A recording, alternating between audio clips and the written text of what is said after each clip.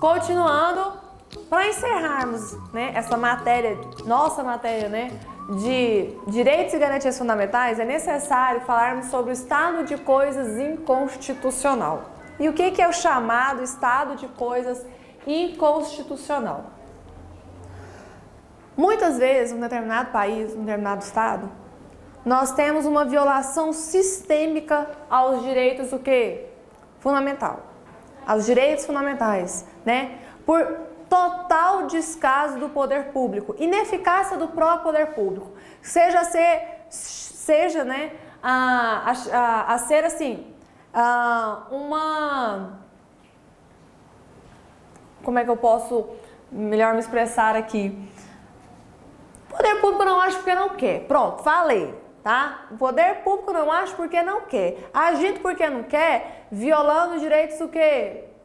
Fundamentais, violando direitos fundamentais. E olha aqui,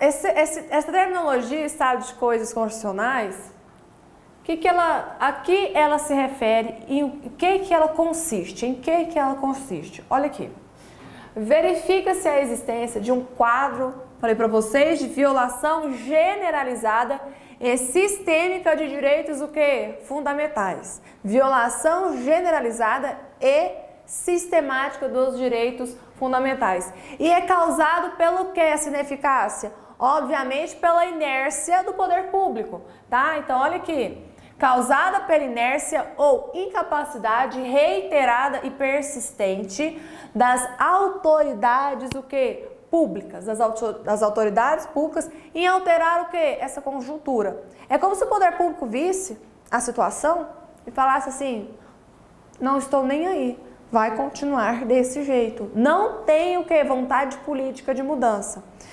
E no Brasil verificou-se que a situação do nosso sistema carcerário, tá, vive atualmente sob o estado de coisas o quê? Inconstitucional, tá? Estado de coisas inconstitucional.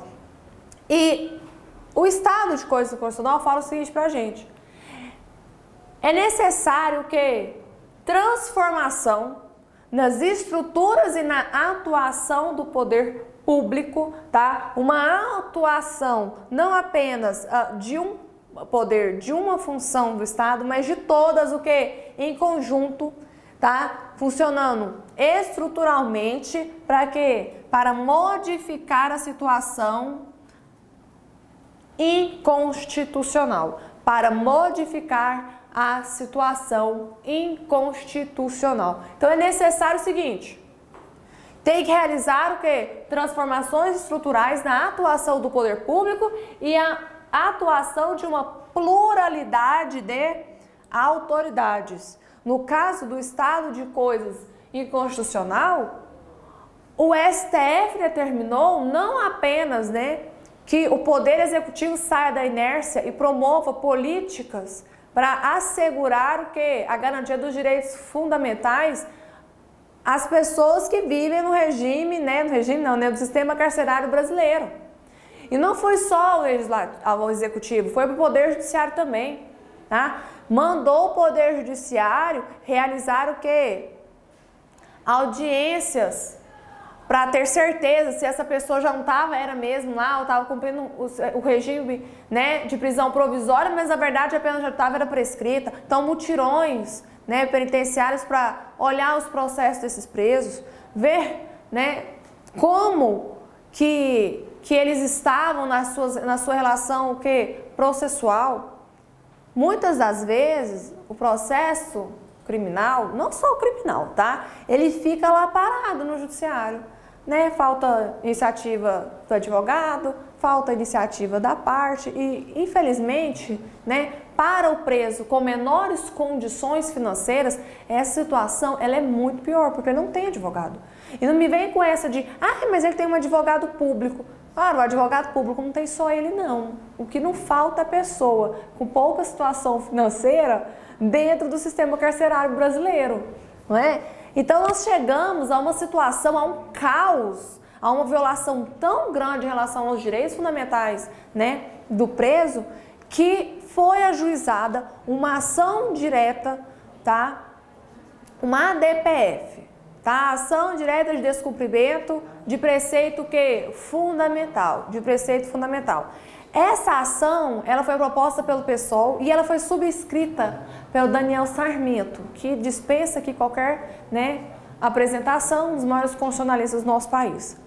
E aí eles verificaram o seguinte, eles pediram ao STF para tirar esse poder público da inércia. O STF faz alguma coisa, porque a situação não está dando certo, não. E sim, gente, pode ter certeza, é uma espécie de ativismo do Poder Judiciário? É uma espécie, sim, de ativismo do Poder Judiciário, tá? Mas é para quê? Para fazer com que o Poder Público acorde, tá? E deixe de desobedecer os mandamentos constitucionais relativos aos direitos do quê? Fundamentais, tá? Então, continuando aqui, ó, deixa eu pegar aqui meu apagador. Agora eu volto. Voltei.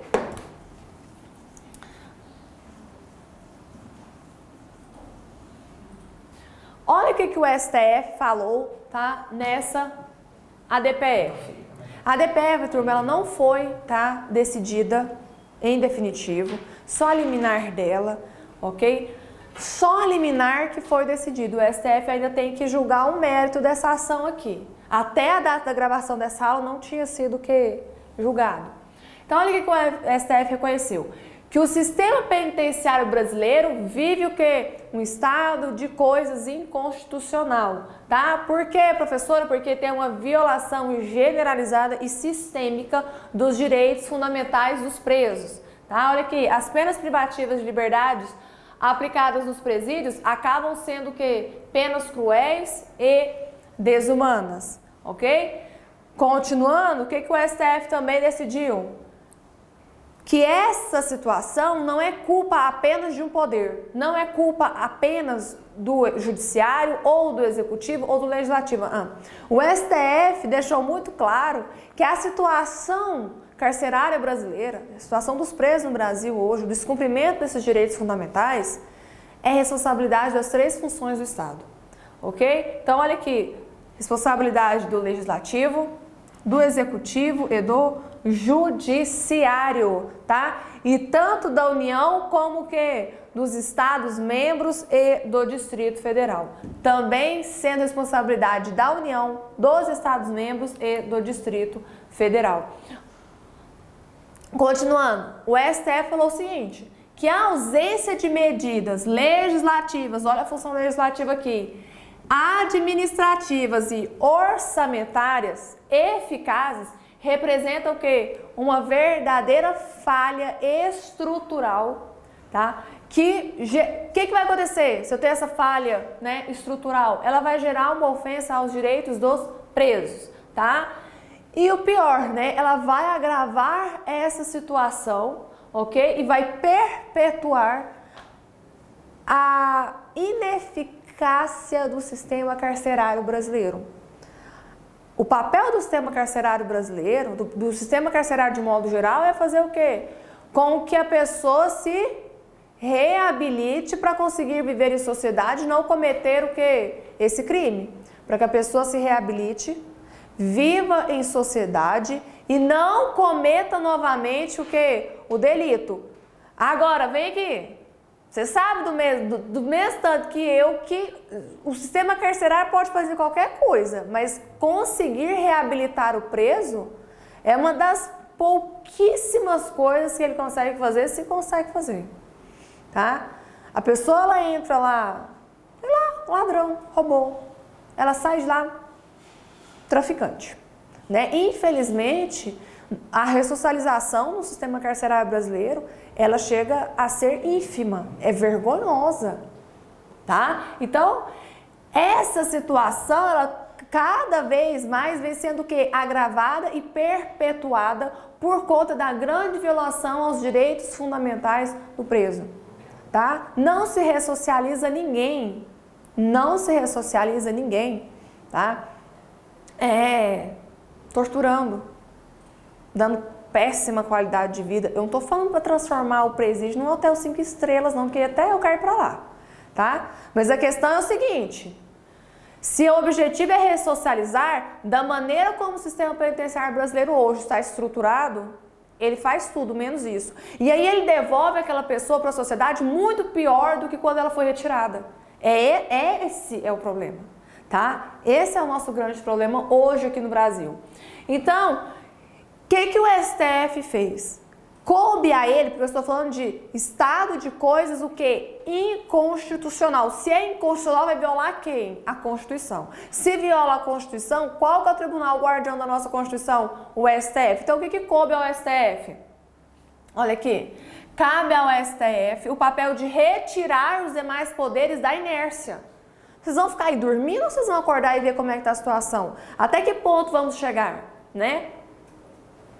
Coordenando ações, visando a resolver o problema e monitorar o quê? Os resultados alcançados, ok? Então, olha aqui, o que o STF, então, decidiu em relação a essa ADPF? Novamente, falei para vocês que essa ADPF ainda não foi julgado o mérito dela, ainda não foi na data da gravação dessa aula, tá? Então, olha aqui. O STF determinou o seguinte, que juízes e tribunais de todo o país implementem no prazo de 90 dias a audiência de custódia. Determinou ainda que a União liberasse, tá, sem qualquer tipo de limitação, o saldo acumulado do Fundo Penitenciário Nacional para utilização na finalidade para a qual foi o quê? Criado. Gente, o Fundo Penitenciário Nacional, para que ele foi criado? Ele foi criado justamente para aplicar esse dinheiro na melhoria do sistema carcerário brasileiro. E ele não vem sendo utilizado, tá? Pelo menos não da maneira correta. Para a utilização na finalidade para a qual foi criado, acabei de falar para vocês, proibindo a realização de novos o quê? Contingenciamentos. Ou seja, o que é contingenciar? Não, diminuía, né, o que? O uso desse dinheiro, tá? Cortava, né, a verba. Não. Virava e falava, não. Se corta essa verba em 30% ou corta essa verba pela metade, certo? Então, o que acontecia muitas vezes? Contingenciava o valor que estava o quê? Nesse Fundo Penitenciário Nacional. Então, o STF falou o seguinte... Não vai contingenciar mais não. É para pegar todo o dinheiro e utilizar no sistema carcerário brasileiro, ok? Então, continuando, fiz aqui um resuminho para vocês, um esqueminha, tá? Sobre o estado de coisas inconstitucional, tá? Sobre o estado de coisas inconstitucional.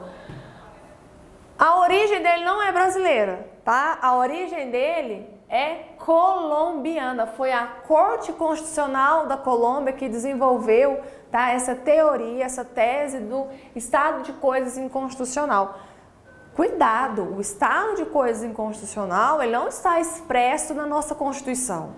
Tá? Ele não está expresso na nossa Constituição, ele não está expresso nem na legislação infraconstitucional. Tá? É uma construção que dos tribunais constitucionais e no nosso caso aqui nós usamos uma construção do Tribunal Colombiano, ok? E o que o Tribunal Colombiano decidiu, né? Ou melhor, desenvolveu acerca desse assunto. Quando eu tenho um quadro de violação generalizada e sistêmica de direitos fundamentais, quando eu tenho um quadro de violação generalizada e sistêmica de direitos fundamentais, associada à inércia, tá, do poder público em modificar essa conjuntura e, obviamente, o que vai acontecer aqui? Eu vou, infelizmente, né, atentar contra os direitos fundamentais, eu tenho um estado de coisas, o quê? Inconstitucional. E aí, lógico, vamos voltar aqui para o caso brasileiro. Cabe ao STF, que é a nossa Corte Suprema Constitucional, o papel de retirar os demais poderes da inércia, tá? Coordenar ações visando a resolver os problemas e monitorar o quê? Os resultados alcançados, ok? Os resultados alcançados. Este assunto do estado de coisas inconstitucional está no informativo 789 do STF, tá? Informativo 789 do STF, é um informativo extremamente importante, né? Ele aprofunda bem sobre esse assunto. Quem quiser dar uma olhada, é só entrar lá no site do nosso Supremo, tá? E consultar, ok? Então, turma, em relação aos direitos fundamentais, nós já estudamos o que era a nossa matéria pertinente, tá? De noções de direito constitucional. Agora vamos ter que fazer exercício, tá? Vamos ter que fazer exercício. Vocês já perceberam que não tem nenhum conteúdo que nós vamos passar sem fazer o quê? Exercícios. Então, olha aqui. Banca CESP. Os direitos fundamentais considerados como cláusula pétrea das constituições podem sofrer limitações por ponderação judicial, caso estejam em confronto com outros direitos fundamentais. Por alteração legislativa via emenda constitucional, desde que nesse último caso seja respeitado o núcleo essencial que os caracteriza. Tá verdadeira. Aí você vai me falar, você tá na sua casa, olha pra minha cara e falou, entendi nada. Presta atenção aqui. Vou até mudar de lado. Vocês viram comigo que os direitos fundamentais podem ser limitados quando eles estão em colisão com outros direitos fundamentais. E essa técnica de limitação, né, quando eu tenho colisão de direitos fundamentais, é justamente a ponderação. Olha aqui, ó, ponderação. No caso concreto, ó, quando estejam em confronto com outros direitos fundamentais. Agora, tomem cuidado. Cláusulas pétreas, eu falei para vocês que elas não podem ser abolidas do texto constitucional, não é? Cláusula pétrea, artigo 60, parágrafo 4º da nossa Constituição, do inciso 1 ao 4º, não pode ser abolida, tá? As cláusulas pétreas não podem ser abolidas do nosso ordenamento constitucional. Mas as cláusulas pétreas podem ser limitadas? O seu alcance? Pode. Desde que não atinja o seu núcleo essencial, desde que não descaracterize uma cláusula pétrea, tá? Por exemplo, eu posso limitar um direito, uma garantia fundamental? Posso. Lembra que eu falei para vocês lá do artigo 5º, inciso 3, o exercício de profissão? O exercício da profissão? A Constituição garante o exercício profissional a todos. E aí coloca vírgula, nos termos da lei.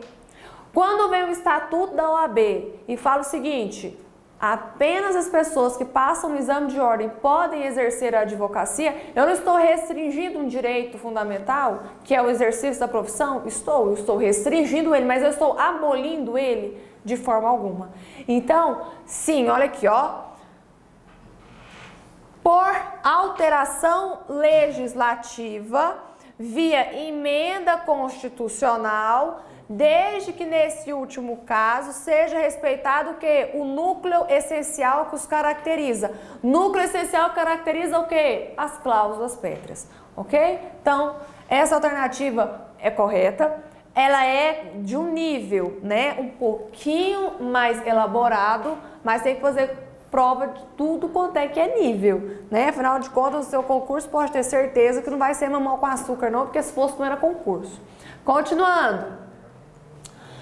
Direito fundamental pode sofrer limitações, mas é inadmissível que se atinja seu núcleo essencial de forma tal que se lhe desnature a essência. Direito fundamental pode sofrer limitações, mas é inadmissível que se atinja seu núcleo essencial de forma tal que se desnature a essência, verdadeiríssimo. Acabei de explicar isso na questão número 1. Questão número 3, Banca CESP também. Os direitos e garantias fundamentais são considerados elementos limitativos das constituições. Lembra do primeiro bloco sobre o direito fundamental. No primeiro bloco sobre o direito fundamental eu falei o quê? que os direitos fundamentais nasceram para limitar o poder o quê? Estatal. Se eles nasceram para limitar o poder estatal, né? É justamente o que? Dizer que os direitos fundamentais servem como limitação constitucional, tá? Então, essa questão está verdadeiríssima.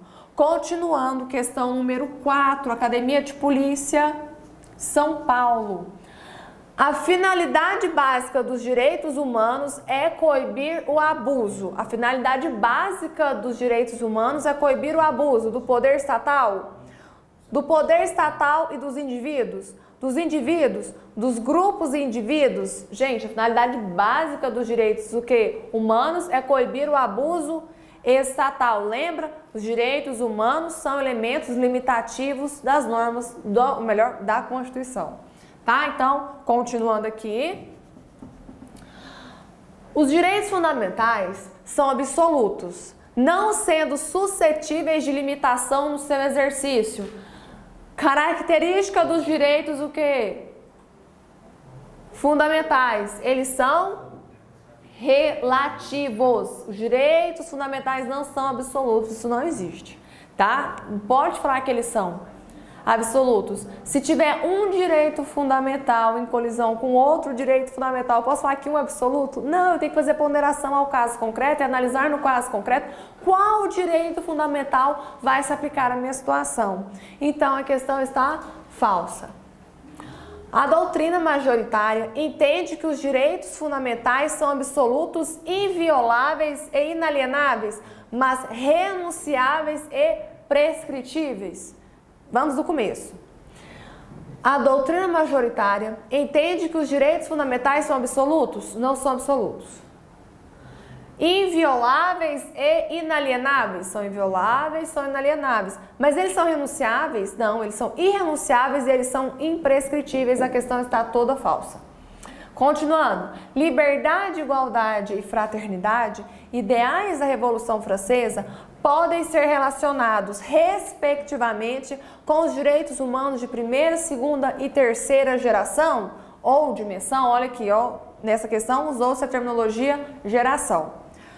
Corretíssimo, tá? Reforcei com vocês nas nossas aulas pretéritas que direito, né, fundamental de primeira dimensão, qual que é o princípio basilar? A igualdade. De segunda geração ou segunda dimensão, qual que é o princípio basilar? A igualdade. E o de terceira dimensão ou geração, o princípio basilar vai ser o quê? A igualdade.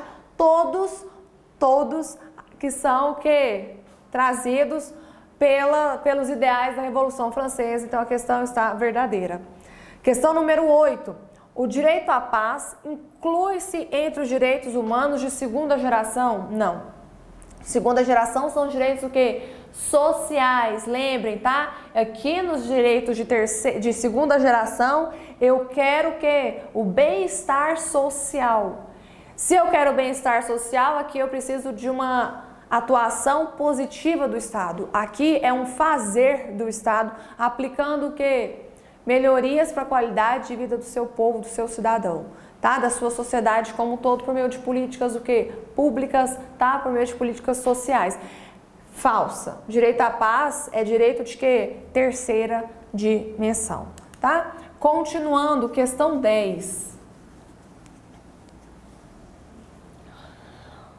O direito ao desenvolvimento, o direito à paz, o direito ao meio ambiente, o direito de propriedade ao patrimônio comum da humanidade podem ser considerados como direitos de segunda geração ou dimensão? Falso. São direitos de terceira dimensão. Acabei de falar para vocês, são direitos de terceira dimensão. Questão número 11, Banca CESP. Olha essa aqui que interessante. A retirada de um dos sócios de determinada empresa, quando motivada pela vontade dos demais, deve ser precedida de ampla defesa, pois os direitos fundamentais não são aplicáveis apenas no âmbito das relações entre o indivíduo e o Estado, mas também nas relações privadas. Essa qualidade é denominada eficácia horizontal dos direitos fundamentais. Questão linda, maravilhosa, tá? Verdadeiríssima, totalmente de acordo com a explicação que foi dada em relação à eficácia horizontal dos direitos fundamentais, ok? Então, continuando aqui, questão número 12.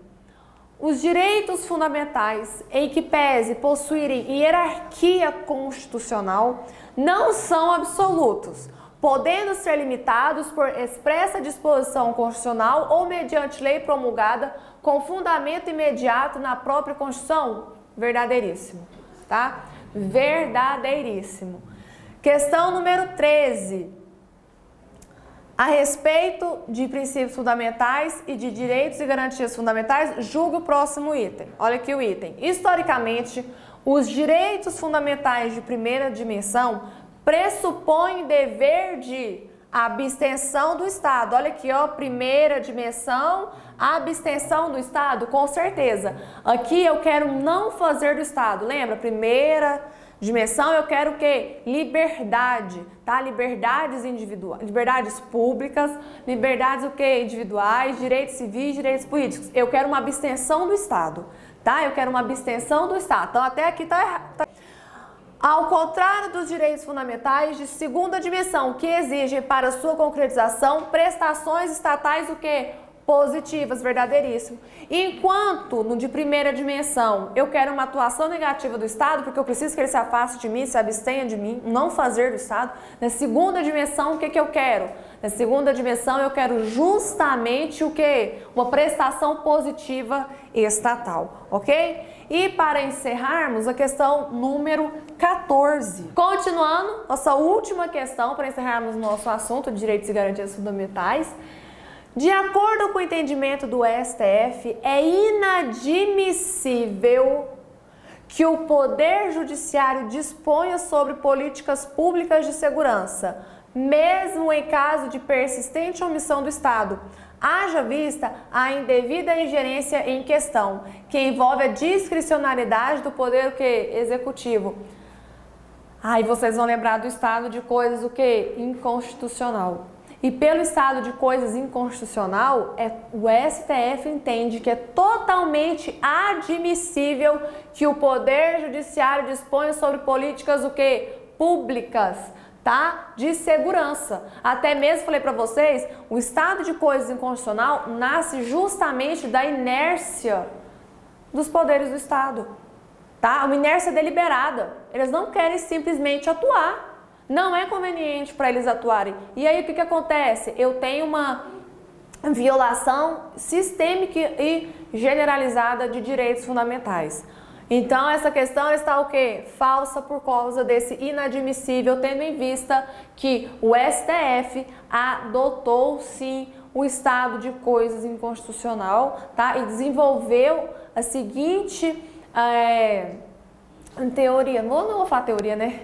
Desenvolveu a seguinte ideia: se os outros poderes ficam inertes, inclusive até mesmo o judiciário, o STF tem que determinar a eles que eles atuem, que eles façam algo, tá? É o STF que vai acordar a galera, vamos assim dizer, tá bom? Então, encerramos aqui o assunto de direitos e garantias fundamentais, ok? Próximo bloco, nossa próxima aula, iremos continuar com o artigo 5º da nossa Constituição, ok?